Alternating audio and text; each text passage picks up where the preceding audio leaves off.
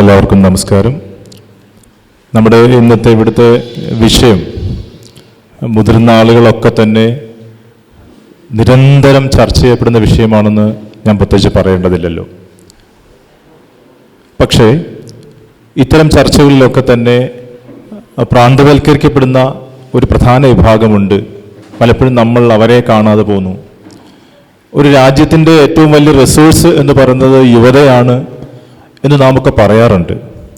പക്ഷെ പലപ്പോഴും ആ ഒരു വലിയ സമൂഹത്തെ അല്ലെങ്കിൽ നാളത്തെ ആ പുതിയ സമൂഹത്തെ നമ്മൾ പലപ്പോഴും കാണാതെ പോകുന്നു. ഇവിടെ അവരുടെ അഭിപ്രായങ്ങൾ കേൾക്കാനും അതിനെ സംബന്ധിച്ച് വിലയിരുത്താനുമുള്ളൊരു വേദിയാണ്. അവർക്ക് ഈ വിഷയത്തെ സംബന്ധിച്ച് തുറന്ന് വർത്തമാനം പറയാൻ കഴിയും.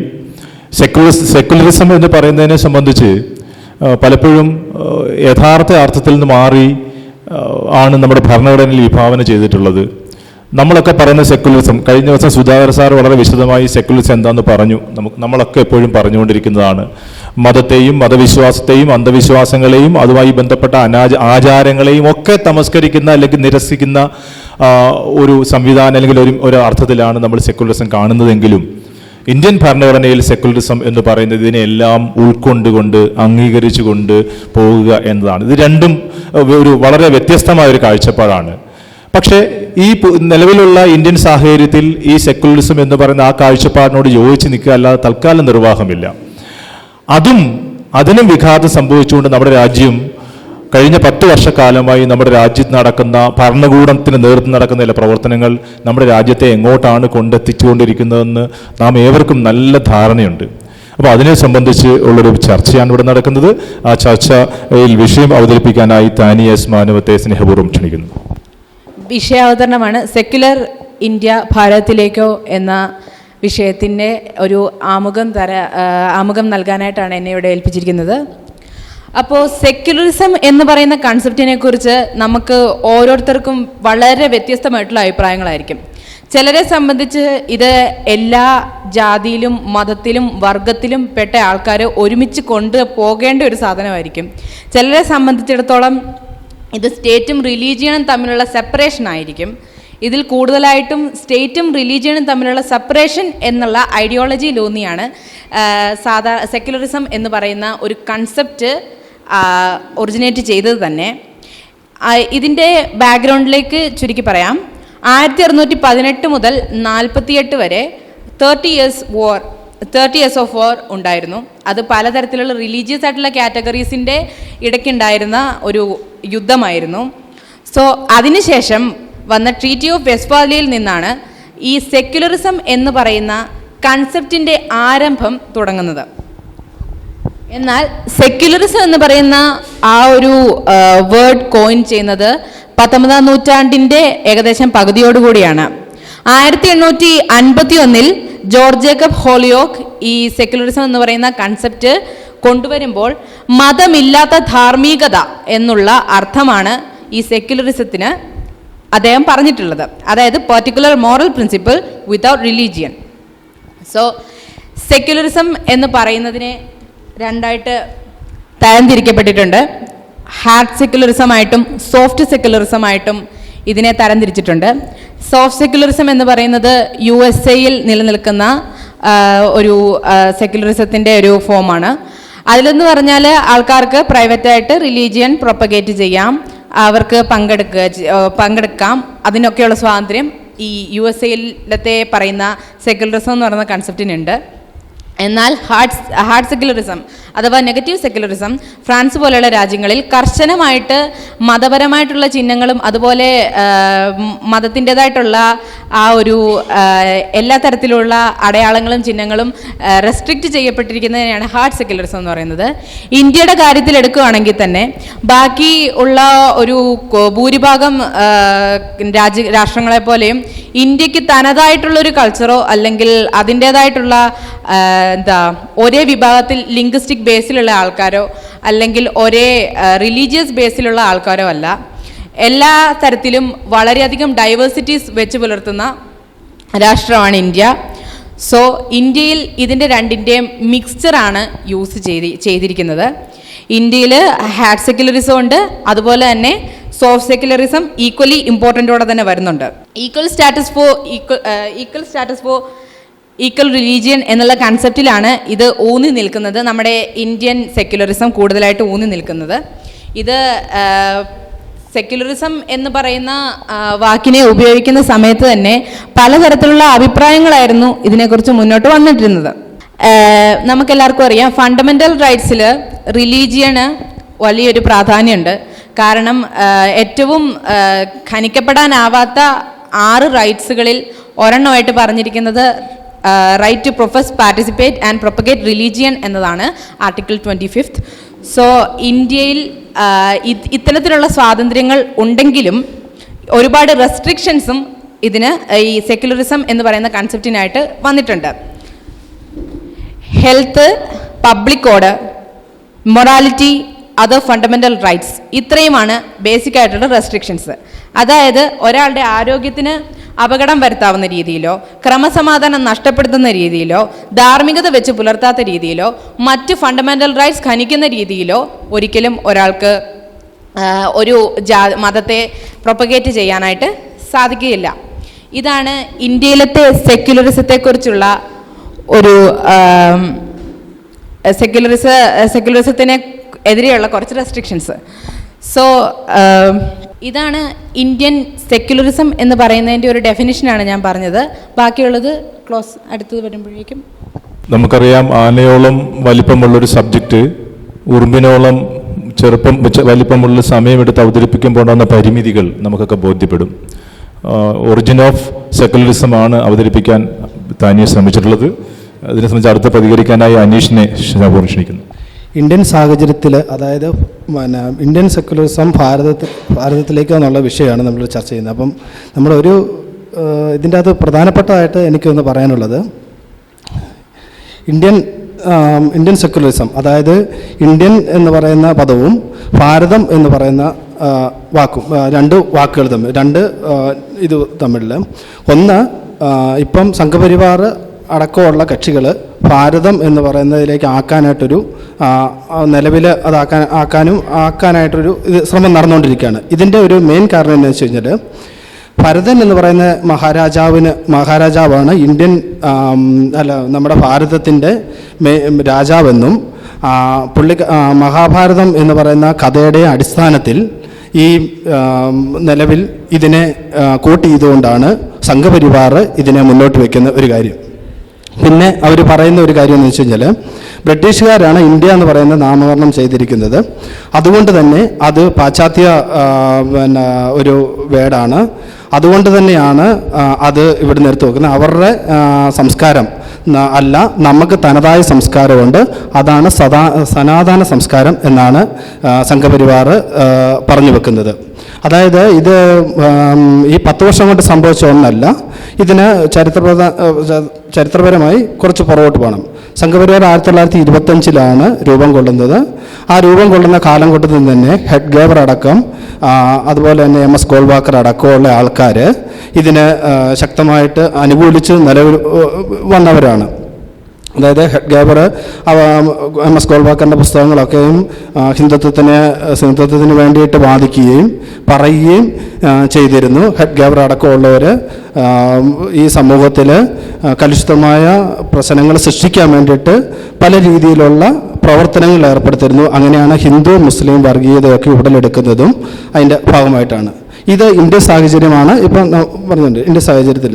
അപ്പം അത് കഴിഞ്ഞതിന് ശേഷം സംഘപരിവാർ RSS എന്ന് പറയുന്ന സംഘടന പിന്നീട് അങ്ങോട്ട് പലതരത്തിലും ബംഗാൾ അടക്കമുള്ള പ്രദേശങ്ങളിലും നമ്മുടെ ഇന്ത്യയിലെ പല സംസ്ഥാനങ്ങളിലും യഥാർത്ഥത്തിൽ വർഗീയ കലാപങ്ങൾ സൃഷ്ടിച്ചെടുക്കുകയും ഒക്കെ ചെയ്തു.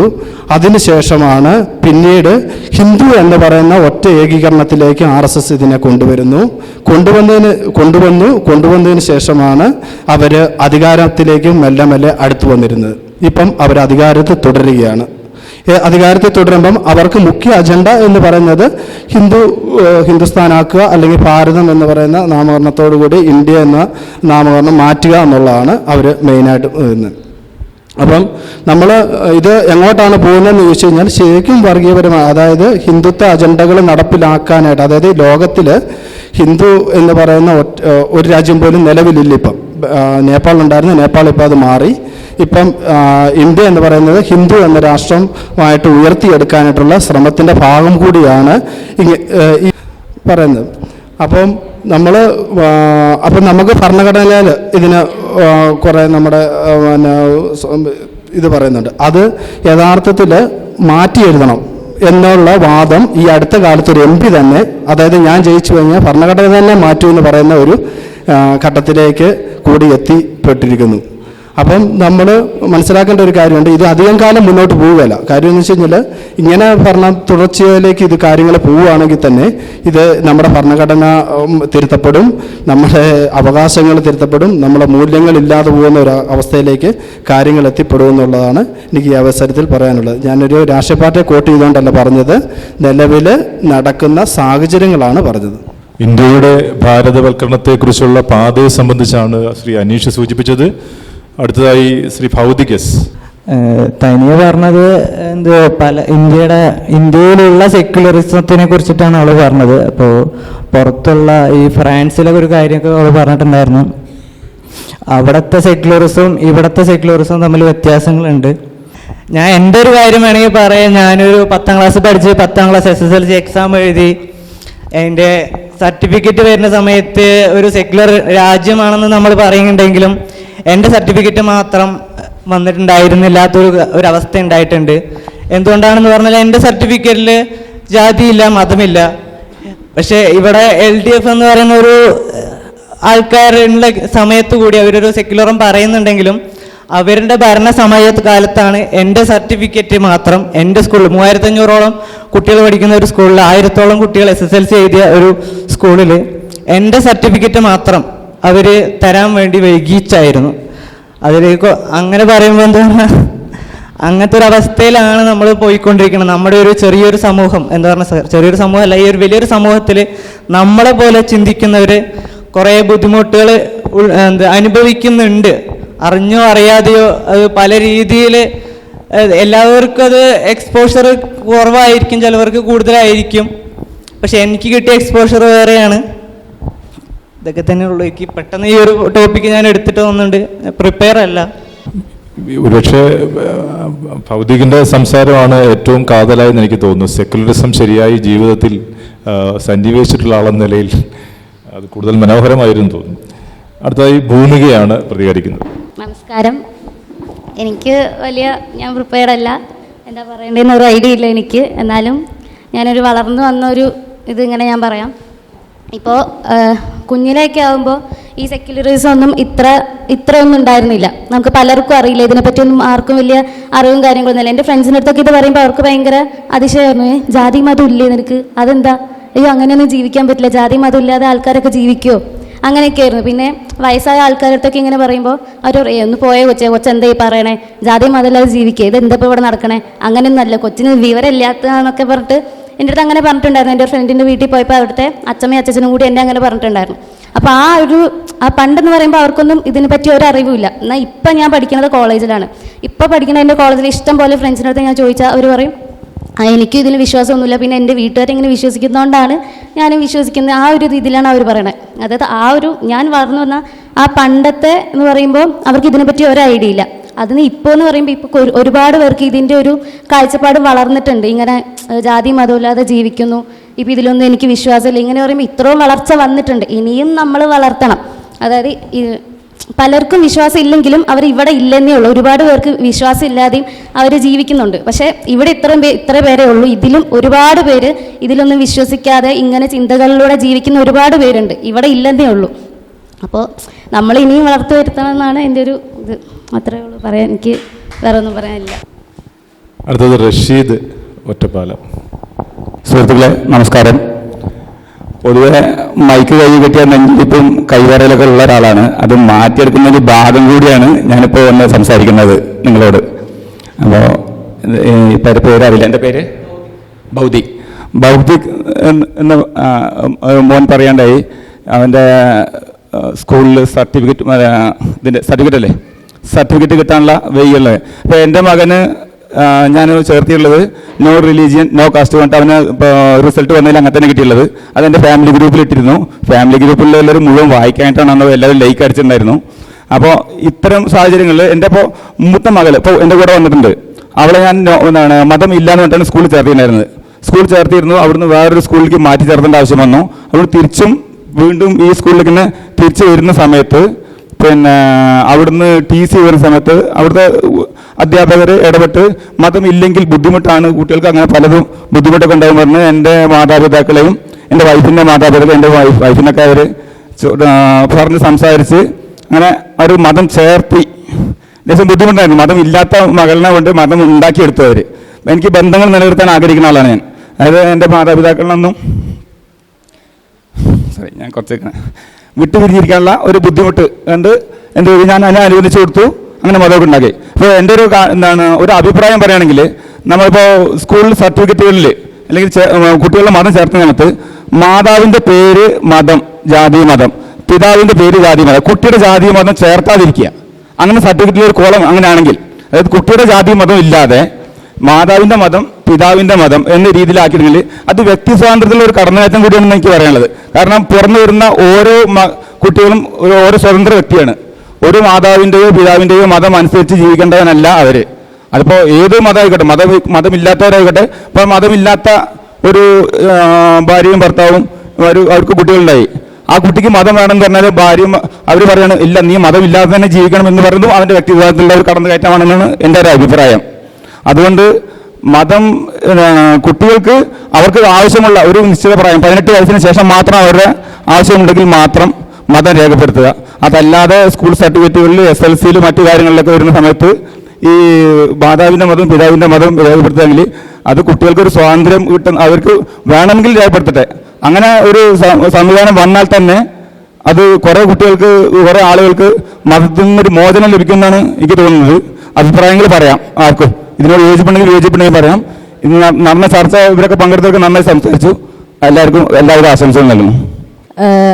നമുക്കിപ്പം അറിയാൻ കഴിഞ്ഞതുപോലെ ഇന്ത്യയുടെ പേര് ഭാരതം എന്നതിലേക്ക് മാറ്റാനായി തയ്യാറെടുത്ത് നിൽക്കുന്ന ഒരു രാഷ്ട്രത്തിലൂടെയാണ് നമ്മൾ കടന്നു പോയിക്കൊണ്ടിരിക്കുന്നത്.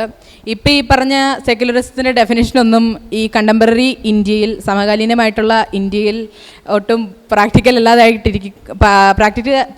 അല്ലാതായി മാറിക്കൊണ്ടിരിക്കുന്ന സാഹചര്യമാണ് ഇപ്പം നമുക്ക് കാണാൻ കഴിയുന്നത്. ഈ ഭാരതം എന്നും ഹിന്ദുസ്ഥാൻ എന്നും അതുപോലെ അൽ ഹിന്ദ് എന്നൊക്കെ ഒരുപാട് പേര് ഇന്ത്യക്ക് ലഭിച്ചിട്ടുണ്ട്. ഇതിൽ കൂടുതലായിട്ടും ഭാരതം എന്ന വാക്കൊഴികെ ബാക്കി വാക്കുകളെല്ലാം വിദേശ രാജ്യങ്ങളിൽ നിന്നും ഇന്ത്യ എന്ന രാജ്യത്തിന് ലഭിച്ചിട്ടുള്ള പേരുകളാണ്. ഭാരതം എന്ന പേര് നമ്മുടെ പണ്ട് കാലത്ത് ഗോത്രങ്ങൾ തമ്മിലുള്ള യുദ്ധത്തിനിടയ്ക്ക് സുഭാഷ് രാജാവിൻ്റെ ഭാരതം എന്ന ഗോത്രമാണ് അന്ന് യുദ്ധങ്ങൾ വിജയിച്ച് നാട് വെട്ടിപ്പിടിച്ചുകൊണ്ടിരുന്നത്. സോ ആ ഒരു പേരിൽ നിന്നാണ് ഭാരതം എന്ന നാമം ഇന്ത്യക്ക് ലഭിച്ചത്. ഇത് ഋഗ്വേദത്തിൽ പറയുന്ന ഒരു കഥയെന്ന നിലയ്ക്കും പൊതുവെ ഒരു ഇന്ത്യക്ക് ഭാരതം എന്ന പേര് എങ്ങനെ കൈവന്നു എന്നതിനെക്കുറിച്ചും ഉള്ള ഒരു കഥ മാത്രമാണ്. ഇതുപോലെ പൗരാണികമായിട്ടുള്ള ഒരുപാട് കഥകളുണ്ടെങ്കിലും ഏറ്റവും പ്രചാരത്തിലുള്ളത് ഈ ഒരു ബാക്ക്ഗ്രൗണ്ടാണ്. സോ ബാക്കിയുള്ള രാജ്യങ്ങളെപ്പറ്റി പറയുവാണെങ്കിൽ ഹിന്ദുസ്ഥാൻ എന്ന പേര് പേർഷ്യക്കാർ ഇവിടെ വന്നപ്പോൾ അവർ സിന്ധു നദി കാണുകയും സിന്ധു നദി മുറിച്ച് കടന്നായിരിക്കും നമുക്ക് വരാനായിട്ട് സാധിക്കുക. ഇപ്പം കിഴക്ക് ഭാഗത്തു നിന്നാണെങ്കിൽ ഹിമാലയ മലനിരകളും അതുപോലെ തന്നെ സൗത്തിലാണെങ്കിൽ സമുദ്രത്താൽ ചുറ്റപ്പെട്ടതും കൊണ്ടും നമ്മുടെ പടിഞ്ഞാറ് ഭാഗത്തു നിന്നാണ് കൂടുതലായിട്ടും വിദേശികൾ ഇന്ത്യയിലേക്ക് വന്നുകൊണ്ടിരുന്നത്. സോ പേർഷ്യക്കാർ സിന്ധു നദി എന്നതിനെയാണ് ഹിന്ദു എന്ന പേരിൽ അറിയപ്പെട്ടുകൊണ്ടിരുന്നത്. സോ സിന്ധു നദിയിൽ താമസിക്കുന്നവരെയാണ് അവരാണ് ഹിന്ദുസ്ഥാൻ എന്ന പേര് നൽകിയത്. അതുപോലെ ഇന്ത്യ എന്ന പേരാണെങ്കിലും വിദേശികൾ നമ്മുടെ രാജ്യത്തിനായിട്ട് നൽകിയ പേരാണ്. എന്നാൽ ഇപ്പോൾ പറയുമ്പോഴത്തേനും ഇന്ത്യയിൽ നിന്നും ഉത്ഭവിച്ച ഭാരതം എന്ന പേര് ഇടുന്നത് കൊണ്ട് പ്രത്യേകിച്ച് പ്രശ്നമൊന്നുമില്ലെന്ന് നമുക്ക് വിചാരിക്കാനായിട്ട് സാധിക്കും. പക്ഷേ ഇന്ത്യ എന്ന രാജ്യം എത്രയോ മുൻപ് തൊട്ടേ വളരെ റിഗ്രസീവായ ആശയങ്ങൾ വെച്ച് പുലർത്തിക്കൊണ്ടിരുന്ന രാഷ്ട്രമാണ്. സോ ഇന്ത്യ എന്ന പേര് ഈ ഭാരതം എന്ന പേര് ആ ഇന്ത്യയിലേക്കുള്ളൊരു മടങ്ങിപ്പോക്ക് കൂടിയാണ്. ഡോക്ടർ BR അംബേദ്കർ പറഞ്ഞതുപോലെ ഇന്ത്യ എന്ന പേര് തന്നെ നമ്മൾ പുതിയൊരു രാഷ്ട്രം കെട്ടിപ്പടുക്കുന്നു, അല്ലെങ്കിൽ പുതിയ പ്രോഗ്രസീവായിട്ടുള്ള ചിന്താഗതികളിലൂടെ ഒരു രാഷ്ട്രം കെട്ടിപ്പടുക്കുന്നു എന്നുള്ളതിൻ്റെ ഒരു സിമ്പലാണ്. ഇതാണ് ഒരു കോൺട്രറി ആയിട്ടുള്ളൊരു ബാക്ക്ഗ്രൗണ്ട് എന്ന് പറയുന്നത്. So that's it. ഇവിടെ പിന്നെ ഭാരതം എന്ന പേര് വന്നത് നിലവിൽ തനിയെ പറഞ്ഞ ഇതും ഇപ്പം സംഘപരിവാർ പറയുന്ന ഒരു കേസ് എന്താണെന്ന് വെച്ചാൽ മഹാഭാരതത്തിൻ്റെ അകത്ത് ഭരതനുമായിട്ട് ബന്ധപ്പെട്ടിട്ട് ഒരു ഇത് പറയുന്നുണ്ട്. ഭരതൻ്റെ സാമ്രാജ്യമായിരുന്നു ഭാരതം, അതുകൊണ്ട് സാമ്രാജ്യമായിരുന്നുകൊണ്ടാണ് ഭാരതം എന്ന് പേര് വന്നതെന്നൊരു തർക്കവിഷയം ഇവിടെ നിലനിൽക്കുന്നുണ്ട്. അതിനെ താനെ പറഞ്ഞതിന് എനിക്ക് പുതിയ അറിവാണ്. നിലവിൽ സംഘപരിവാർ പറയുന്ന ഒരു ഇതാണ്. അതുപോലെ തന്നെ രണ്ടാമത്തെ കേസ് എന്നാന്ന് വെച്ച് കഴിഞ്ഞാൽ സംഘപരിവാറിന് കൂടുതലായിട്ട്, അതായത് അവർ കൂടുതലായിട്ട് ഗോത്ര കാലഘട്ടങ്ങളിൽ നിലനിന്നിരുന്ന ഐതിഹ്യങ്ങളെ വെച്ചുകൊണ്ടാണ് അവർ ഓട്ടോമാറ്റിക്കായിട്ട് ഇനിയും പുതിയതായിട്ടൊരു ഇന്ത്യയിലെ ഭാരതത്തെ നിർമ്മിക്കാൻ പോകുന്നതെന്നുള്ളൊരു വസ്തുത നിലനിൽക്കുകയാണ്. കാര്യം വെച്ചാൽ ഗോത്ര കാലഘട്ടങ്ങളിൽ എങ്ങനെയായിരുന്നോ പ്രവർത്തിച്ചിരുന്നത് ആ പ്രവർത്തനം തന്നെയായിരിക്കും മുന്നോട്ട് സംഘപരിവാർ കൊണ്ട് നടത്തുന്നതെന്നുള്ളതാണ് ഒരു കാര്യമെന്ന് വെച്ചാൽ. അതുപോലെ തന്നെ സനാതന ധർമ്മവുമായിട്ട് ബന്ധപ്പെടുത്തിയിട്ട് ഉള്ള സംഘപരിവാർ പറയുന്ന കാര്യം. പക്ഷേ നമ്മുടെ ഇന്ത്യയുടെ ചരിത്രം എടുത്ത് പരിശോധിക്കുകയാണെങ്കിൽ നമുക്ക് ഈ സനാതന ധർമ്മമോ അല്ലെങ്കിൽ ഇവർ പറയുന്ന ഹിന്ദുവാദങ്ങളോ ഒന്നും ചരിത്രത്തിൽ കാണാൻ കഴിയില്ല. കാര്യം എന്താണെന്ന് വെച്ച് കഴിഞ്ഞാൽ നമ്മുടെ ഇവിടെ സിന്ധു നദിക്ക് കിഴക്കുള്ളവരെന്ന് ഹിന്ദുക്കളെന്ന് സിന്ധു നദിക്ക് കിഴക്കുള്ളവരെ ഹിന്ദു എന്ന് നാമകരണം ചെയ്യുകയും അതിനുശേഷം വന്നിരിക്കുന്ന ഭരണകൂടങ്ങളെല്ലാം ഇവിടെ മഗധ രാജവംശം, അതുപോലെ തന്നെ രാഷ്ട്രകൂടര്, ചാലൂക്യര് ഇങ്ങനെയുള്ള ആൾക്കാർ ഭരണം നടത്തിയിരുന്നതും പിന്നെ ബുദ്ധമതത്തിൻ്റെ ഇതുണ്ടായതും പിന്നീട് മുഗൾ സാമ്രാജ്യം വന്നതും ഒക്കെ ആയിട്ട് ചരിത്രത്തിലുണ്ട്. ഇതിലൊന്നും ഹിന്ദുത്വത്തിൻ്റെ ഇത് കാണാൻ കഴിയുന്നില്ല എന്നുള്ളൊരു വസ്തുതയുണ്ട്. അപ്പം ഹിന്ദുത്വം എന്ന് പറയുന്ന സാധനം ഓൾറെഡി ഏതാണ്ട് 200 വർഷങ്ങൾ കൊണ്ട് അതിനടുത്ത വർഷം ഇതുകൊണ്ട് സൃഷ്ടിക്കപ്പെട്ട ഒന്നാണ്. അത് ബോധപൂർവമായ സൃഷ്ടി മാത്രമാണ് എന്നാണ് എനിക്ക് പറയാനുള്ളത്. നിലവിൽ നമ്മുടെ സെക്യുലറിസത്തിന് വന്നിരിക്കുന്ന ഈ പ്രശ്നം, ഇത്തരം വിഷയങ്ങൾ കൂടുതൽ ചർച്ച ചെയ്യണമെന്ന് തന്നെ ആഗ്രഹിക്കുന്നു എന്ന് പറഞ്ഞുകൊണ്ട് നിർത്തുന്നു. എൻ്റെ പേര് ബാബു തയ്യിൽ. വളരെ ചുരുക്കത്തിൽ 2 പേരിൻ്റെ പിന്നിലെ ചരിത്രം ഒന്ന് ക്ലിയർ ചെയ്യാം. ആദ്യത്തേത് ഹിന്ദു. ഇവിടെ നമ്മൾ പറയുന്നത് എപ്പോഴും നമ്മൾ കേട്ട ചരിത്രം ഇല്ലാതാണ്. സിന്ധു നദിയുടെ ഇപ്പുറത്തേക്കുള്ള ആൾക്കാരെ ഹിന്ദു എന്ന് വിളിക്കുന്ന കാരണം അവർക്ക് സാ എന്ന ആ വാക്ക് അല്ലെങ്കിൽ സാ എന്ന ആ അക്ഷരം അവർക്ക് ഉച്ചരിക്കാൻ പ്രയാസമുള്ളതുകൊണ്ട് അവരെ ഹിന്ദു എന്ന് വിളിച്ചു എന്നാണ് പറയുന്നത്. ഒന്നും അവരല്ല, അവരുടെ പേർഷ്യൻ ഭാഷയിലൊക്കെ സഹാറ എന്നുള്ള എല്ലാ വാക്കുണ്ട്. അവർക്ക് ഹായും സായും എന്ന് ഉച്ചരിക്കാൻ ഒരു പ്രയാസം ഉണ്ടായിരുന്നില്ല. ആ ചരിത്രം അതിൻ്റെയൊക്കെ പിന്നിലാണ്. അപ്പോൾ ചരിത്രം പറയുമ്പോൾ അലക്സാണ്ടർ ചരിത്രം മുതലാണ് പറയുന്നത്. എന്നാൽ അത് ശരിയില്ല. അലക്സാണ്ടറിന് 300 വർഷം മുമ്പ് BC 631 ഇവിടെ പ്രിൻസ് ഓഫ് പേർഷ്യ, അതായത് ഡാരിയസ് ഇവിടെ ഇന്ത്യ ആക്രമിച്ചിട്ടുണ്ട് അലക്സാണ്ടറിന് മുമ്പ് തന്നെ. ഈ ഡാരിയസ് ആക്രമിച്ചപ്പോഴത്തെ അദ്ദേഹത്തിൻ്റെ ഏറ്റവും ഈസ്റ്റേൺ പ്രൊവിൻസ് അത് ഇന്നത്തെ ഇന്ത്യയിലായിരുന്നു, അല്ലെങ്കിൽ പാകിസ്ഥാൻ പ്രദേശത്തായിരുന്നു. ആ ഏറ്റവും ഈസ്റ്റേൺ പ്രൊവിൻസ്, ആ പ്രദേശത്തിൻ്റെ ആ ഈസ്റ്റേൺ പ്രൊവിൻസിൻ്റെ പേര് ഹിന്ദൂഷ് എന്നായിരുന്നു. HINDUSH, ഹിന്ദൂഷ്. അപ്പോൾ അവിടുത്തെ ഹിന്ദൂഷ് ആർമി എന്ന് പറയുന്നു. അപ്പോൾ BC 631 വരെ അദ്ദേഹം ഈ ഡാരിയസ് മരിച്ചതിന് ശേഷവും ഈ ഹിന്ദൂഷിൽ നിന്ന് സേനകളെയൊക്കെ കൊടുത്തിട്ടുണ്ട്. സേനകളെയൊക്കെ ഈ പ്രിൻസ് ഓഫ് പേർഷ്യക്ക് സംഭാവന ചെയ്തിട്ടുണ്ട്. കാരണം അവിടെ എന്തെങ്കിലും പ്രശ്നമുണ്ടെങ്കിൽ ഇവിടുന്ന് സേനകളെ അയക്കുക അവിടുത്തെ ഒരു രീതിയായിരുന്നു. അപ്പോൾ ആ ഡാരിയസിൻ്റെ ഏറ്റവും ഈസ്റ്റേൺ പ്രൊവിൻസിൻ്റെ പേരായിരുന്നു ഹിന്ദൂഷ്. അതിൽ നിന്നാണ് ഹിന്ദൂഷ് എന്ന് പേര്. അതിനിപ്പുറത്തുള്ള എല്ലാവരെയും അവരെ ഹിന്ദുസ് എന്ന് വിളിച്ചു. അതിൽ നിന്നാണ്, അല്ലാതെ സിന്ധു നദിയായിട്ട് അതിന് യാതൊരു ബന്ധവുമില്ല. ഇതിന് ശേഷം പിന്നെ 11-ാം നൂറ്റാണ്ടിൽ ആ പേര് പിന്നെ അത്ര പോപ്പുലർ ആയില്ല. 11-ാം നൂറ്റാണ്ടിൽ അടിമക്കച്ചവടം നടന്ന സമയത്ത് ഇവിടെ നമ്മുടെ ഇന്ത്യയുടെ തീരപ്രദേശത്ത് ഉള്ളായിരുന്ന അടിമകളെയൊക്കെ കപ്പൽ വഴി കൊണ്ടുപോകുമായിരുന്നു. എന്നാൽ ഈ മധ്യപ്രദേശ് അല്ലെങ്കിൽ ബീഹാർ, ഒറീസ ആ ഭാഗത്തുള്ള അടിമകളെല്ലാം കൊണ്ടുപോകുന്നത് ചുരം വഴിയായിരുന്നു. അതായത് ഈസ്റ്റേൺ പാർട്ട്, ബോലൻ പാസസ്, അതുപോലെ പാസസ് വഴിയാണ് കൊണ്ടുപോകുന്നത്. അങ്ങനെ ഉണ്ടായിരുന്ന ഒരു പാസിൽ കൂടെ കൊണ്ടുപോയപ്പോഴത്തേക്കും ഇതുങ്ങൾ ദിവസങ്ങളോളം നടത്തി ഏതാണ്ട് മില്യൺസ് ഓഫ് അടിമകൾ, ഇന്ത്യൻ അടിമകൾ ചത്തുപോയപ്പോഴത്തേക്കും അത് ഈ ചുരം കടന്നു പോകുന്നത്, ഓരോ ചുരം 50 കിലോമീറ്റർ 60 കിലോമീറ്റർ ദൂരമുണ്ട് ചുരത്തിന്. അതൊക്കെ പാസ് ചെയ്യുന്നതിന് ഒരാഴ്ച 2 ആഴ്ചയൊക്കെ എടുക്കും. കാരണം നടന്ന് പോവുകയും അവിടുത്തെ ആ ശീതക്കാറ്റൊക്കെ അടിച്ചവർ മരിച്ചുപോയി. അങ്ങനെ ധാരാളം ആൾക്കാർ അവിടെ, മില്യൺസ് ഓഫ് ആൾക്കാർ, അടിമകൾ ഈ ചുരത്തിൽ വെച്ച് മരിച്ചു പോയിട്ടുണ്ട്. അതുകൊണ്ടാണ് അങ്ങനെ അവരെ മരിച്ച സ്ഥലത്തിനാണ് ഹിന്ദുക്കുഷ് എന്ന് പറയുന്നത്. ഇവിടുന്ന് പോയ ആൾക്കാരെ ഹിന്ദു എന്ന് വിളിക്കുകയും അവർ മരിച്ചുപോയ സ്ഥലം അല്ലെങ്കിൽ അവരുടെ സമാധി അടഞ്ഞ സ്ഥലത്താണ് ഹിന്ദുക്കുഷ്. അതാണ് ഹിന്ദുക്കുഷ് പർവ്വതനിര. അപ്പം ഹിന്ദുഷ് എന്ന ഈ ഈസ്റ്റേൺ പ്രൊവിൻസിൽ നിന്നാണ് ഹിന്ദു എന്ന പേര് വന്നത്. അല്ലാതെ അത് സിന്ധു നദിയായിട്ട് എനിക്ക് യാതൊരു ബന്ധവുമില്ല. അതൊക്കെ ഇവർ വെറുതെ ഉണ്ടാക്കി പറഞ്ഞതാണ്. ഇനി രണ്ടാമത്തേത് ഭാരതം എന്ന് പറഞ്ഞാൽ നമ്മളെ തെറ്റായിട്ട് പഠിപ്പിക്കുന്ന ഒരു ചരിത്രമുണ്ട്. നിങ്ങൾക്കറിയാം, പോറസ് എന്നൊരു രാജാവിനെ കുറിച്ച് കേട്ടിട്ടുണ്ടായിരുന്നു. ഹൈഡാപ്പസ് ഭരിച്ചു വരുന്ന പോറസ് എന്നൊരു രാജാവ്.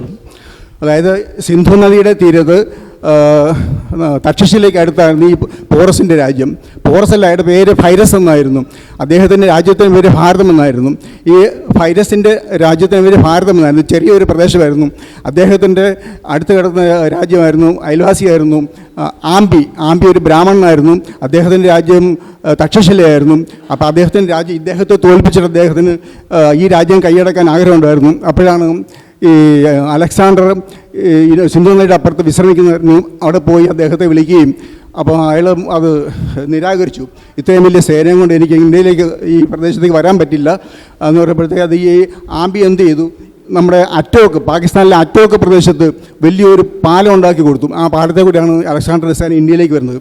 അതായത് ക്ഷത്രിയനായ ഫൈറസിനെ തോൽപ്പിക്കാൻ വേണ്ടി ബ്രാഹ്മണനായ ആംബി അലക്സാണ്ടറെ ഇങ്ങോട്ട് വിളിച്ചുകൊണ്ട് വരിക ചെയ്തത്. അങ്ങനെ അയാൾ ഇവിടെ കൊന്നു. അദ്ദേഹം യുദ്ധം ചെയ്തു. ഹെഡാപ്പസ് യുദ്ധത്തിൽ 323 ഈ ഫൈറസിനെ തോൽപ്പിക്കണം. ആ ഫൈറസിൻ്റെ രാജ്യമായിരുന്നു ഭാരതം.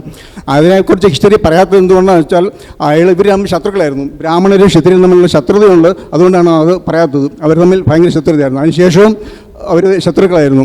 അങ്ങനെ ഫൈറസ്, അത് ആരും അറിയാതിരിക്കാൻ വേണ്ടിയാണ്. അപ്പോൾ ഈ ഫൈറസിനെ ഗ്രീക്കുകാരെ വിളിച്ച്, അവരുടെ മിത്തോളജിയിൽ അയാളെക്കുറിച്ച് എഴുതിയിട്ടുണ്ട്.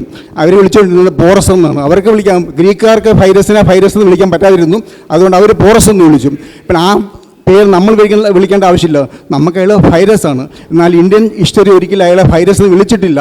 കാരണം ഫൈറസ് എന്ന് വിളിക്കുകയാണെങ്കിൽ ഞാൻ ഈ പറഞ്ഞ കാര്യങ്ങളെല്ലാം പറയേണ്ടി വരും, വെളിപ്പെടുത്തേണ്ടി വരും. അതുകൊണ്ട് അദ്ദേഹത്തിന് പോറസ് എന്ന് പറഞ്ഞാണ് നമ്മളോട് പറഞ്ഞിരിക്കുന്നത്. പോറസിൻ്റെ പേരിൽ ധാരാളം സിനിമകളുണ്ട്, പോറസിൻ്റെ പേരിൽ ധാരാളം സീരിയലുണ്ട്. ഇതൊക്കെ നമ്മൾ കേട്ടിട്ടുണ്ട്. അതിന് പോറസ് എന്നാണ് പറയുന്നത്. ആ പോറസ് അല്ല അയാളുടെ പേര്. അദ്ദേഹത്തിൻ്റെ പേര് ഫൈറസ് ആണ്. അദ്ദേഹത്തിൻ്റെ രാജ്യത്തിൻ്റെ പേര് ഭാരതം എന്നായിരുന്നു. ആ പേരിൽ നിന്നാണ് ഭാരതം ഉണ്ടായത്. അല്ലാതെ ദുഷ്യന്തൻ്റെ മകൻ ഭരതൻ അല്ല വേറെ ഏതെങ്കിലും ഭരതൻ്റെ പേരിലൊന്നും അല്ല ഈ ഭാരതം ഉണ്ടായത്. ഇതുവരെ മനഃപൂർവ്വം ഒളിച്ചു വെച്ചിരിക്കുകയാണ്, മൂടി വെച്ചിരിക്കുന്ന ഒരു ചരിത്രമാണ്. ഈ രണ്ട് പേര് ഇപ്പോൾ ക്ലിയർ ചെയ്യുമെന്ന് വിചാരിക്കുന്നു. ബാക്കി ഇതിൻ്റെ പിന്നിൽ ധാരാളം ചരിത്രം വേറെ ഉണ്ടോ, അത് പിന്നീട് ഒരു പ്രാവശ്യം പറയാം. നമസ്കാരം. ഞാൻ 1-2 കാര്യങ്ങളെ ആഡ് ചെയ്യാൻ വേണ്ടി മാത്രമാണ് വന്നിട്ടുള്ളത്. സെക്യുലർ ഇന്ത്യ ഭാരതത്തിലേക്ക് എന്നുള്ള വിഷയമാണ്. അതിൽ അവതരിപ്പിച്ച സുർമി എന്ന് ഞങ്ങൾ വിളിക്കുന്ന താനിയ കുറേ കാര്യങ്ങൾ സൂചിപ്പിച്ചു. യൂറോപ്യൻ സെക്യുലറിസവും ഇന്ത്യൻ സെക്യുലറിസവും തമ്മിലുള്ള പ്രധാനപ്പെട്ട വ്യത്യാസവും സൂചിപ്പിക്കുകയുണ്ടായി. അപ്പോൾ അതിൽ ഇന്ത്യൻ സെക്യുലറിസം ഭരണഘടനാപരമായി മതങ്ങളെ പ്രീണിപ്പിക്കുന്നതാണ് എന്ന ഒരു ധ്വനിയുണ്ട്.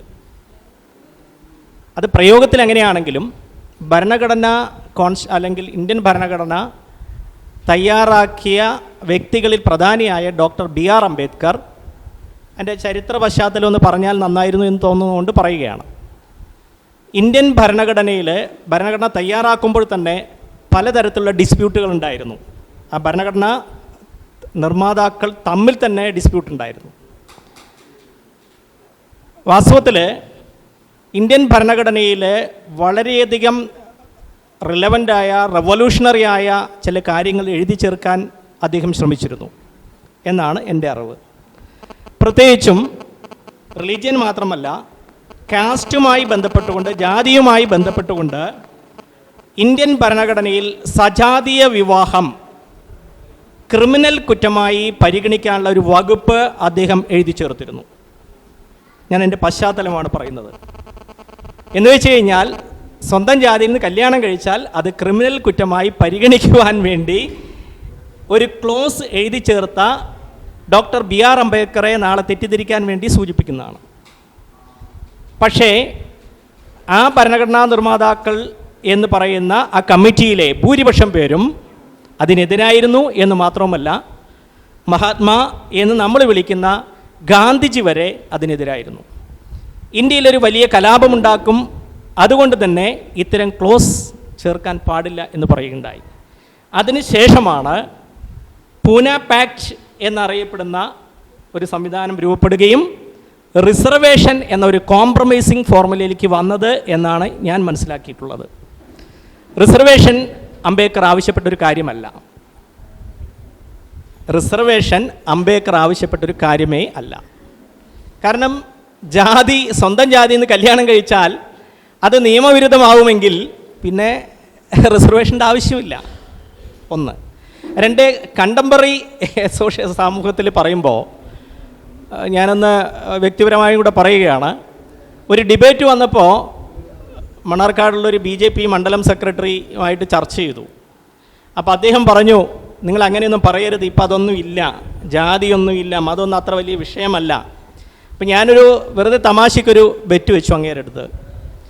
മോദി, ഞാൻ ആരെയും പരാമർശിക്കാൻ ഉദ്ദേശിച്ചല്ല, എന്നാൽ പോലും നിലവിൽ അധികാരത്തിലിരിക്കുന്ന BJPയുടെ പ്രധാനമന്ത്രിക്ക് ചെയ്തുകൂടാത്തതായിട്ടൊന്നുമില്ലല്ലോ. അപ്പോൾ സ്വാഭാവികമായിട്ട് ഞാനൊരു കാര്യം ചെയ്യാം. ഇന്ത്യൻ ഭരണഘടനയിൽ ജാതി മാറാനുള്ള വകുപ്പ് ഒരു നിയമമായി കൊണ്ടുവരികയാണെങ്കിൽ ഹിന്ദുവിനെ ഏകീകരിക്കാം. 6868 ജാതികളും ഉപജാതികളുമുള്ള ഹിന്ദുവിനെ ആദ്യം ഏകീകരിക്കാം. 128നും 135നും ഇടയിൽ ഇസ്ലാം മതത്തിനകത്ത് ജാതിയുള്ള ഇന്ത്യയിൽ, അതുപോലെ ഏകദേശം അത്ര തന്നെ ക്രിസ്തു മതത്തിനകത്തും ജാതിയുള്ള ഇന്ത്യയിൽ ജാതികളെ പരസ്പരം മാറാൻ, ജാതി മാറാനുള്ള ഭരണഘടനാ വകുപ്പിൽ എഴുതി ചേർക്കുകയാണെങ്കിൽ എനിക്കൊരു 10-40 സെൻറ്റ് സ്ഥലം, ഒരു വീടുണ്ട്, പകുതി പങ്കാളിക്കുള്ളതാണ്, ബാക്കി പകുതി എനിക്ക് അവകാശപ്പെട്ടതെന്ന് ഞാൻ വിശ്വസിക്കുന്ന ആ സാധനം നിങ്ങളുടെ മണ്ഡലം കമ്മിറ്റിക്ക് എഴുതി തരാം. പക്ഷേ ആ മണ്ഡലം സെക്രട്ടറി നാളെ ഇതുവരെയായി എൻ്റെ അടുത്ത് കൂടെ പിന്നെ വന്നിട്ടില്ല. ഞാനിത് ഒരു തമാശ രൂപത്തിൽ പറയുകയാണെങ്കിൽ പോലും ഇന്ത്യൻ ഭരണഘടനയിലുള്ള ചില പരിമിതികളെക്കുറിച്ചാണ് ഞാൻ പറയുന്നത്. അപ്പോൾ അംബേദ്കർ വിഭാവനം ചെയ്ത ഭരണഘടനയല്ല വാസ്തവത്തിൽ ഇന്ത്യയിൽ ഇപ്പോൾ നിലവിലുള്ളത്.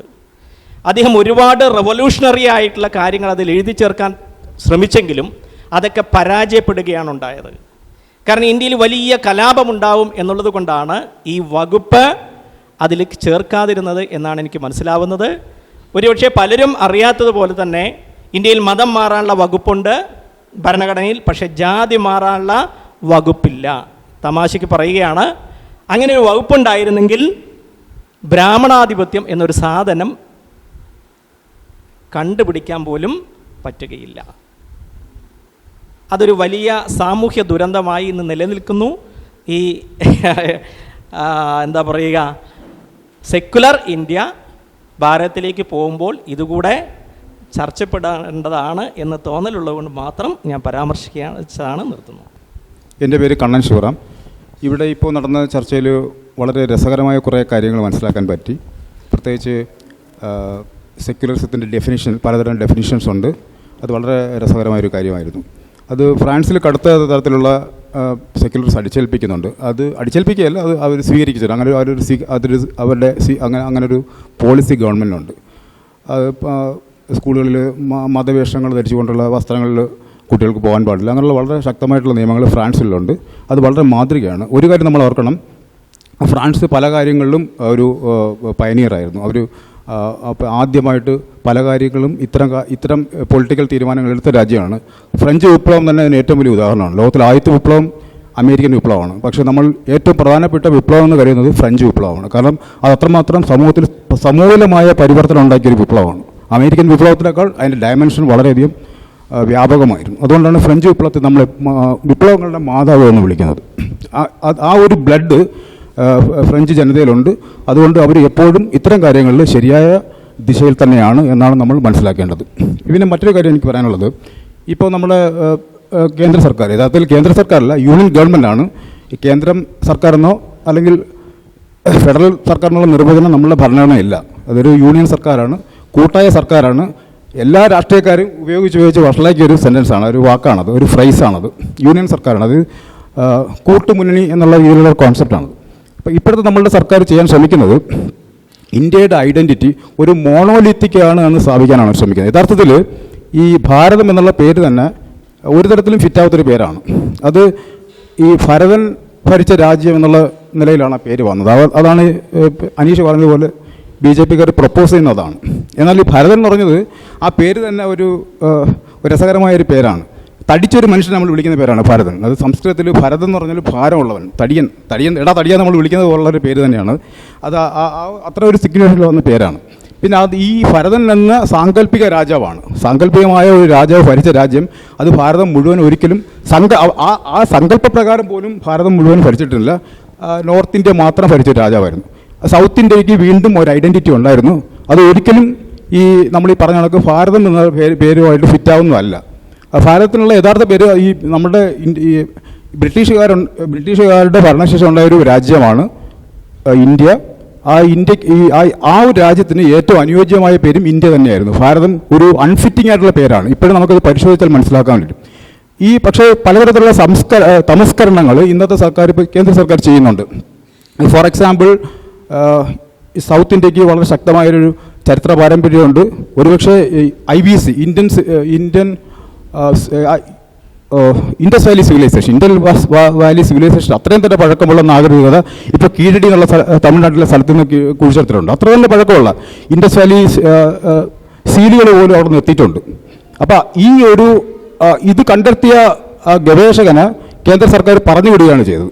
കാരണം അവർക്ക് ഇങ്ങനൊരു ചരിത്രം അവതരിപ്പിക്കുന്നത് ഇഷ്ടമല്ല. എന്തായാലും ശരി, ഈ ഒരു മോണോലിത്തിക് സ്വഭാവം ഇന്ത്യക്കുണ്ടെന്ന് സ്ഥാപിക്കാൻ വേണ്ടിയിട്ടുള്ള വളരെ ഊർജ്ജഗതിയിലുള്ള ശ്രമങ്ങൾ നടക്കുന്നുണ്ട്.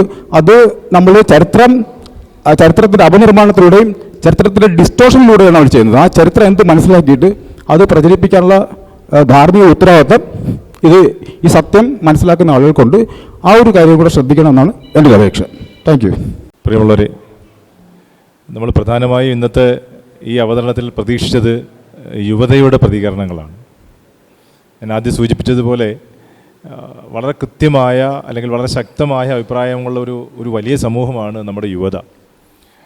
പക്ഷേ അവർ പലപ്പോഴും ഇത്തരം വേദികളിൽ വന്ന് അത് പ്രകടിപ്പിക്കുന്നില്ല എന്നുള്ളൊരു പ്രശ്നം പൊതുവിൽ നമുക്ക് കാണാറുണ്ട്. എങ്കിലും കുറച്ചു പേരാണെങ്കിലും അവർ ഇതിനോട് അവരുടെ അഭിപ്രായങ്ങൾ പറയാൻ മനസ്സ് കാണിച്ചത് വളരെ നന്നായി. അവരുടെ വീക്ഷണം വളരെ കൃത്യമായി അവതരിപ്പിക്കാൻ അവർ ശ്രമിച്ചിട്ടുണ്ട്. നമ്മുടെ ഇന്ത്യൻ സെക്കുലറിസം എന്ന് പറയുന്നത് അപകടത്തിലേക്കാണ് എന്ന് പ്രത്യേകിച്ച് പറയേണ്ടതില്ല. ആ അപകടത്തിലേക്ക് കൊണ്ടുപോകുന്നതിനാവശ്യമായ എല്ലാ പാതയൊരിക്കലും വളരെ ബുദ്ധിപൂർവം, വളരെ നമ്മളൊക്കെ ഒരുപക്ഷെ പറയാറുണ്ട് സംഘപരിവാർ മണ്ടന്മാരാണ്, തലയിൽ ചാണകമാണെന്നൊക്കെ പറയും. വെറുതെയാണ്. നമ്മളെ കൊണ്ട് അങ്ങനെ പറയിച്ചുകൊണ്ട് അവർ വളരെ കൃത്യമായി കാര്യങ്ങൾ ചെയ്യുന്നുണ്ട്. ഒരുപക്ഷെ നമ്മളെക്കാൾ ബുദ്ധിമാന്മാരെന്നും പറയാൻ പറ്റില്ല, അതിബുദ്ധിമാന്മാരാണ് അവർ. പക്ഷെ നമ്മുടെ മുമ്പിൽ ഇങ്ങനെ ചില പൊട്ടംകളി കളിച്ചിട്ട് നമ്മൾ ഇതിൻ്റെ പുറകെ പോകും. അവർ വളരെ കൃത്യമായി ചെയ്യേണ്ടത് ചെയ്തു തീർക്കും. അതിൻ്റെ വളരെ പ്രകടമായ ഒരു ഉദാഹരണമായിരുന്നല്ലോ വിദ്യാഭ്യാസ രംഗത്ത് നടത്തിയിട്ടുള്ള ഇടപെടൽ. ശരിക്കും പറഞ്ഞാൽ ഒരു കടന്നുകയറ്റമായിരുന്നു. നമുക്കറിയാം, കൺകണർ ലിസ്റ്റിൽപ്പെട്ടിട്ടുള്ള വിദ്യാഭ്യാസത്തെ ഇടപെടാം, പകുതിയൊക്കെ ഇടപെടാം. വിദ്യാഭ്യാസ രംഗത്ത് പലപ്പോഴും നമുക്കറിയാം 68-ലും 86-ലും ഒക്കെ വന്നിട്ടുള്ള വിദ്യാഭ്യാസ നയം ദേശീയ പുരോഗതിയെ മുൻനിർത്തി നമ്മുടെ ഭരണഘടനാ മൂല്യങ്ങൾ ഉയർത്തിപ്പിടിക്കുന്ന വിദ്യാഭ്യാസ നയങ്ങളാണ് രൂപീകരിക്കപ്പെട്ടിരുന്നതെങ്കിൽ ഏറ്റവും അവസാനം വന്നിട്ടുള്ള കോവിഡ് കാലത്ത് വന്നിട്ടുള്ള വിദ്യാഭ്യാസ നയം ഒരു ചർച്ചയും നടന്നില്ല. കേരളമടക്കമുള്ള സംസ്ഥാനങ്ങളിൽ നിന്ന് പ്രതികരണങ്ങൾ ആവശ്യപ്പെട്ടു, പ്രതികരണങ്ങൾ വന്നു, അതെല്ലാം ചവറ്റുകൊട്ടയിലെടുത്ത് കളഞ്ഞു. എന്നിട്ട് പാർലമെൻറ്റ് ചർച്ച ചെയ്തില്ല. ഒരു മന്ത്രിസഭ കൂടി തീരുമാനമെടുത്ത് പത്രസമ്മേളനത്തിൽ അവതരിപ്പിക്കുന്നു, ഇന്ത്യയുടെ വിദ്യാഭ്യാസ നയം ഇനി ഇതാണ്. എത്ര വിചിത്രമായ ഒരു കാഴ്ചയായിരുന്നു, എത്ര വിചിത്രമായൊരു അനുഭവമായിരുന്നു. എന്ത് പ്രതികരണങ്ങളാണ് പൊതുസമൂഹത്തിൽ നിന്ന് ഉയർന്നു വന്നിട്ടുള്ളത്. നമ്മുടെ രാജ്യത്തെ വരും തലമുറയെ ആകെ മാറ്റിമറിക്കാവുന്ന, അല്ലെങ്കിൽ രാജ്യത്തിൻ്റെ ഭാവിയെ ആകെ മാറ്റിമറിക്കാവുന്ന ഇടപെടൽ നടത്താൻ കഴിയുന്ന ഏറ്റവും മൈക്രോ സ്ഥലത്തിൽ, ഏറ്റവും സൂക്ഷ്മതലത്തിൽ ഇടപെടാൻ കഴിയുന്നൊരു രംഗമാണ് വിദ്യാഭ്യാസ രംഗം. ആ വിദ്യാഭ്യാസ രംഗത്ത് വളരെ മനോഹരമായി അവർ ഇടപെട്ടില്ലേ. നമ്മൾ മണ്ടന്മാർ എന്ന് വിളിക്കുന്നവർ എത്ര കൃത്യമായിട്ട് അവർ കാര്യങ്ങൾ ചെയ്തത്. സൃഷ്ടിവാദത്തെ ഉയർത്തിപ്പിടിക്കാൻ, ദൈവസൃഷ്ടിയാണെന്ന് പറയാൻ ഏറ്റവും നല്ല കാര്യം എന്താണ്? പരിണാമസിദ്ധാന്തം എടുത്ത് കളയൽ, ആവർത്തന പട്ടിക പഠിക്കണ്ട എന്നൊക്കെ പറയുമ്പോൾ നമ്മളതിനെ ചിലപ്പോൾ എത്ര പേര് അതിനെ സീരിയസ് ആയി കാണുമെന്ന് എനിക്കറിയില്ല. നാളെ സംഭവിക്കാൻ പോകുന്നത് ഇതെല്ലാം ഏകസൃഷ്ടിയാണ് എന്ന് പറയുന്ന രൂപത്തിലേക്ക് കാര്യങ്ങൾ മാറുന്നു. നമ്മുടെ രാജ്യത്ത് ഹിന്ദുക്കൾ മാത്രമേ ഉണ്ടായിരുന്നു എന്ന് നാളെ പറയുന്ന രൂപത്തിൽ ചരിത്രം തന്നെ മാറ്റാൻ പോകുന്നു. ചരിത്രം പഠിക്കണ്ട, മുഗൾ കാലത്തെ ചരിത്രമൊന്നും നമ്മളിനി പഠിക്കേണ്ടതില്ല. നൂറ്റാണ്ടുകൾക്ക് മുമ്പും ഈ രാജ്യം ഇതുപോലെ ഇവിടെ ഉണ്ടായിരുന്നുവെന്നും ഈ രാജ്യം ഇങ്ങനെ പരിവർത്തനം ചെയ്യപ്പെടുന്നതിൽ ഒരു വലിയ ജാതി മത വ്യത്യാസങ്ങൾ അതീതമായൊരു വലിയ സമൂഹം ഇതിൻ്റെ പിന്നിൽ പ്രവർത്തിച്ചിരുന്നുള്ള ചരിത്രം ഇനി പഠിക്കേണ്ടതില്ല. ഞങ്ങളുണ്ടാക്കിയ ഇന്ത്യ എന്ന് പഠിച്ചാൽ മതി. ഇതാണ് ഇനി സംഭവിക്കാൻ പോകുന്നത്. അപ്പോൾ നമ്മളെപ്പോലുള്ള ആളുകൾ ഇത്തരം കൂട്ടത്തിൽ ചെറുകൂട്ടങ്ങളിൽ നിന്ന് ഇത്തരം കാര്യങ്ങൾ പറയുമ്പോൾ അത് പൊതുതലത്തിലേക്ക് അല്ലെങ്കിൽ എത്ര ആളുകളിലേക്ക് ഈ ചർച്ചകൾ പോകുന്നുണ്ട് എന്നുള്ളത് നാം പരിശോധിക്കേണ്ടതുണ്ട്. നമ്മുടെ ഇപ്പോൾ ഈ ഇരിക്കുന്ന ആളുകളൊക്കെ ഞാൻ ഈ പറയുന്ന കാര്യങ്ങൾ എന്നേക്കാൾ നന്നായി ധാരണയുള്ളവരാണ് ഇരിക്കുന്നത്, അവരോടാണ് ഞാൻ സംസാരിക്കുന്നത്. എന്ന് പറഞ്ഞാൽ നമുക്ക് പരസ്പരം നമ്മൾ സംസാരിച്ചു പോവുക, കാര്യങ്ങൾ അറിയാവുന്നവർ തമ്മിൽ അങ്ങോട്ടും ഇങ്ങോട്ടും സംസാരിക്കുന്ന ഒരു ലോകത്താണ് നമ്മൾ നിൽക്കുന്നത്. നമ്മളിന്ന് പുറത്തേക്ക് ഇത്തരം ചർച്ചകൾ പോകേണ്ടതുണ്ട്. ആ ചർച്ചകൾ പോകുന്നതിനുള്ള ശ്രമങ്ങളാണ് നമ്മൾ ഓരോരുത്തരും. അതുവരെ ഇത്തരം വേദികൾ വേണമെന്നില്ല, ഒറ്റപ്പെട്ട ചർച്ചകളായാലും നടക്കേണ്ടതുള്ളൂ. എന്തു തന്നെയായാലും സെക്കുലർ ഭാരതം ഈ രൂപത്തിലാവോ അല്ല സെക്കുലർ ഇന്ത്യ എന്ന് പറഞ്ഞ ഈ രൂപത്തിലാണ് ഇന്നത്തെ ഈ പോക്കിലാണ് പോകുന്നതെങ്കിൽ ഒരു സംശയം വേണ്ട, അത് സെക്കുലർ ഇല്ലാത്ത ഭാരതമായി മാറുന്ന രൂപത്തിലേക്കാണ് പോകുന്നത്. അങ്ങനെ ആകരുതെന്ന് തന്നെ നമ്മൾ ആഗ്രഹിക്കുന്നത്. ഒരിക്കലും അങ്ങനെ ആകാനും പാടില്ല. ഏറ്റവും അവസാനം നമ്മൾ കേൾക്കുന്നൊരു ഒരു കാര്യം എന്ന് പറയുന്നത് ഇങ്ങേ അറ്റം താഴെ തട്ടിൽ കുട്ടികളുടെ രംഗത്ത് ഇടപെടാൻ മുഴുവൻ പഞ്ചായത്തുകളിലും ബാലഗോകുലങ്ങൾ രൂപീകരിച്ചുകൊണ്ട് സർക്കാർ ശമ്പളം കൊടുക്കുന്നത് പോലെ തന്നെ ശമ്പളം കൊടുത്തുകൊണ്ട് ഇത് പ്രവർത്തിപ്പിക്കാനുള്ള ആളുകളെ നിശ്ചയിച്ചുകൊണ്ട് വളരെ വലിയ ശൃംഖല രൂപീകരിക്കാനുള്ള ശ്രമം നടക്കുന്നുണ്ട്. നമ്മളെന്ന് പറയും നമ്മളൊക്കെ എക്സ്റ്റേണലായി ഇങ്ങനെ വർത്തമാനം പറഞ്ഞ് ഇങ്ങനെ പോവുകയാണ്. അവരിങ്ങനെ താഴെ തട്ടിൽ കാര്യങ്ങൾ ചെയ്തു വരികയാണ്. അവരിത് അടിത്തട്ടിൽ നിന്ന് പൊളിച്ചടുക്കി വരുമ്പോൾ നമ്മൾ മുകൾ തട്ടിൽ നിന്ന് ഇരിക്കുകയാണ്. ഏറ്റവും മുകൾ ഭാഗം പൊളിയുമ്പോൾ മാത്രമേ നമ്മൾ ഇറങ്ങൂ. അപ്പോഴേ നമ്മൾ തിരിച്ചറിയൂ ഇതിൻ്റെ ഏറ്റവും വലിയ അപകടം. അവർ ഫൗണ്ടേഷൻ പൊളിച്ചുകൊണ്ടിരിക്കുകയാണ്. പൊളിച്ച് മേൽക്കൂര പൊളിയുമ്പോഴായിരിക്കും നമ്മൾ അറിയുന്നത് എല്ലാം തകർന്നു പോയി, കൈവിട്ടു പോയി. വളരെ ഭീകരമായ അവസ്ഥയിലേക്കാണ് പോകുന്നത്. ഒരുപക്ഷെ നമ്മളൊക്കെ ഇന്ന് ജീവിക്കുന്ന സൗകര്യങ്ങളും സ്വാതന്ത്ര്യങ്ങളും ഒക്കെ നമ്മുടെ അടുത്ത തലമുറയ്ക്ക് എങ്ങനെ അനുഭവവേദ്യമാകുമെന്ന കാര്യത്തിൽ ആശങ്കപ്പെടേണ്ടവരാണ് നമ്മൾ. അത് ഏത് രൂപത്തിൽ നമുക്ക് നമ്മുടെ സമാന ചിന്താഗതിക്കാരിലെങ്കിലും ഈ ഒരു തീഷ്ണത ഇതിൻ്റെ ഒരു പ്രത്യാഘാതം എങ്ങനെയാകും എന്ന് നമ്മൾ തന്നെ ബോധ്യപ്പെടേണ്ട സാഹചര്യത്തിലാണ് ഇന്ത്യ പൊയ്ക്കൊണ്ടിരിക്കുന്നത്. നമുക്കറിയാം അംബേദ്കർ നേരത്തെ ശശിമാഷ് സൂചിപ്പിച്ചതുപോലെ അംബേദ്കർ ഒരിക്കലും ഈ മതം തകരണം എന്നല്ല ആഗ്രഹിച്ചിരുന്നത്, ജാതി തകരണമെന്നായിരുന്നു. ജാതി വ്യവസ്ഥ തകരണം എന്നതായിരുന്നു. മതം തകരണം എന്നതിനപ്പുറത്ത് അദ്ദേഹം ചിന്തിച്ചിരുന്നത് ഇന്ത്യയിലെ മതമല്ല പ്രശ്നം, ജാതിയാണ് പ്രശ്നം. കാരണം മതങ്ങളുടെ എണ്ണം വളരെ പരിമിതമാണ്. ജാതികൾ ഓരോ പ്രദേശത്തും ആ പ്രദേശത്തിൻ്റെ സ്വഭാവം അനുസരിച്ചുള്ള ജാതികളാണ്. അപ്പോൾ ജാതി വ്യവസ്ഥയാണ് തകരേണ്ടത്. ജാതി വ്യവസ്ഥയിലാണ് ഏറ്റവും കൂടുതൽ സംഘർഷങ്ങൾ നിലനിൽക്കുന്നത്. മതം ഇല്ല എന്നല്ല അദ്ദേഹം പറഞ്ഞത്, മതസംഘർഷങ്ങൾ നടക്കുന്നുണ്ട്. പക്ഷെ മതസംഘർഷങ്ങൾ വളരെ വാർത്തകളാകുമ്പോൾ ജാതി സംഘർഷങ്ങൾ വാർത്തയാകുന്നില്ല, അത് ചെറു കൂട്ടങ്ങളിൽ അതങ്ങ് അവസാനിക്കുകയാണ് ചെയ്യുന്നത്. അപ്പോൾ ഈ രൂപത്തിലുള്ള വലിയ മൂല്യമുള്ള കാഴ്ചപ്പാടുകളുള്ള ആളുകളാണ് ഭരണഘടന ഉണ്ടാക്കിയതെങ്കിലും പറഞ്ഞിട്ട് കാര്യമില്ലല്ലോ. ആ ഭരണഘടനയെ ഭേദഗതി ചെയ്തുകൊണ്ട് മുന്നോട്ട് പോയിക്കൊണ്ടിരിക്കുന്ന ഒരു ഫാസിസ്റ്റ് നേതൃത്വം, ഫാസിസ്റ്റ് ഭരണകൂടം രാജ്യം നിലനിൽക്കുമ്പോൾ എത്ര കാലം നമുക്കിതിനെ ഈ ദുർബലമായ ചെറുത്തുനിൽപ്പ് നടത്തിക്കൊണ്ട് മുന്നോട്ട് പോകാൻ കഴിയും എന്നുള്ളതാണ് ഇന്ന് നാം നേരിടുന്ന ഏറ്റവും വലിയ പ്രശ്നം. ആ പ്രശ്നം അവതരിപ്പിക്കാനാണ് ഇവിടെ ശ്രമിച്ചിട്ടുള്ളത്. ഇതിന് പ്രതികരിച്ച മുഴുവൻ പേരോടും നന്ദി പറഞ്ഞുകൊണ്ട് അവസാനിപ്പിക്കുന്നു. നന്ദി, നമസ്കാരം. മനസ്സു നന്നാവട്ടെ, മതമേതെങ്കിലുമാവട്ടെ, മാനവഹൃത്തിൻ ചില്ലയിലെല്ലാം മാൺപുകൾ വിടരട്ടെ. മനസ്സു നന്നാവട്ടെ, സൗഹൃദ സിദ്ധികൾ പൂത്താൽ, സൗവർണാഭ പരന്നാൽ, സൗഹൃദ സിദ്ധികൾ പൂത്താൽ, സൗവർണാഭ പരന്നാൽ, സുരബില ജീവിത മാധുരി വിശ്വം സമസ്തമരുളുകയല്ലോ. മനസ്സു നന്നാവട്ടെ, മനസ്സു നന്നാവട്ടെ, മനസ്സു നന്നാവട്ടെ. നന്ദി. ഈ സെക്ഷനോട് അവസാനിക്കുന്നു. എല്ലാവർക്കും നന്ദി.